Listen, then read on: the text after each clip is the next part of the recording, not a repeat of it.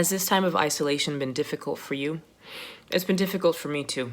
Even though I'm an introvert, it has been tough to not be able to go out into my regular spaces and do the things I'm used to doing, having the rhythms I'm used to having.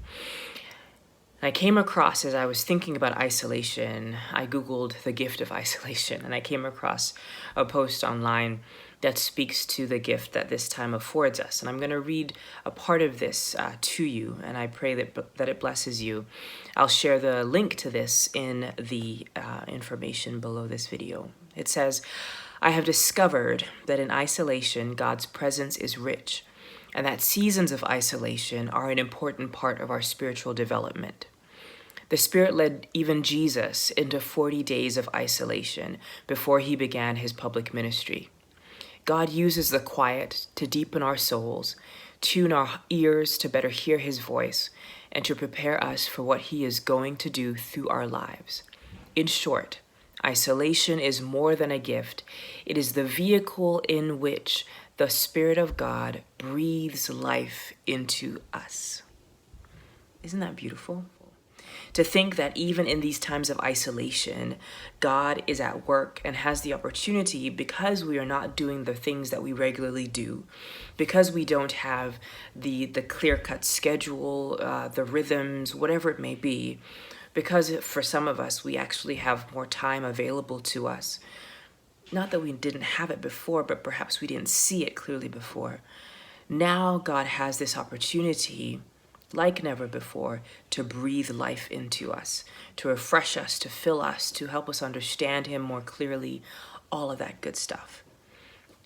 So as you journey day by day, and perhaps as the isolation becomes more real, as the negatives of the isolation become more real to you, I pray that you'll find time, make time, put aside time to actually sit with God in a way that allows him to breathe life into you, refresh you, fill you, encourage you, help you understand how to navigate the next hour, the next day. Place them in his hands. Watch your life blossom in spite of. It's easier said than done though, right? For some of you, this is one of, or is the toughest times you've been through, because things are just kind of crashing around you. Perhaps relationships are crashing. Perhaps your job is crashing. You've maybe been laid off because you're not an essential worker, or because your company simply can't afford to keep you on. There are all sorts of details that aren't necessarily part of my life, so it's hard for me to think about them clearly. There are a lot of details that impact you in ways that perhaps you cannot control, and right now is just big. It's overwhelming, and this idea of being filled by the Spirit is nice and all, but really, how's it going to happen? I can't say I have an answer for you. What I do know is that God moves in mysterious ways, his wonders to perform. Like, that's a real thing.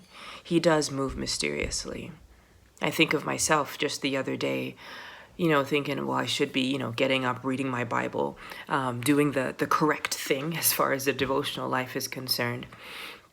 And as I was laying there, a verse of scripture came to my mind that really just deeply encouraged me. I don't know how God is going to move, how he's going to breathe in this time of isolation, because this is not an isolation you've chosen. This is not like, ooh, let me go on a beautiful retreat in the woods, right? Or a cabin or whatever. This has just happened. And it's really hard to see how Jesus is at work, how the Spirit could possibly breathe any kind of life, let alone new life, and how that's really going to happen in your life. So my encouragement to you, and perhaps a challenge to you, is this. Dare him. Dare him to breathe in you. That may sound crazy. Do it. Say, God, I dare you. I dare you to somehow breathe life into me. Just start with that. It's kind of like, as a writer, you start writing and things just come together after that. But if you don't start, nothing's happening. You may feel like you have a block, and then you find a writing prompt and you start writing, and suddenly you're 700 words away from where you used to be. I don't know how God's going to talk to you. I don't know when he's going to talk to you. I don't know how he's going to breathe life through your bones. But I know he's capable. I know that no matter what's going on in your life, his strength is perfect. Those are not trite words. They're real.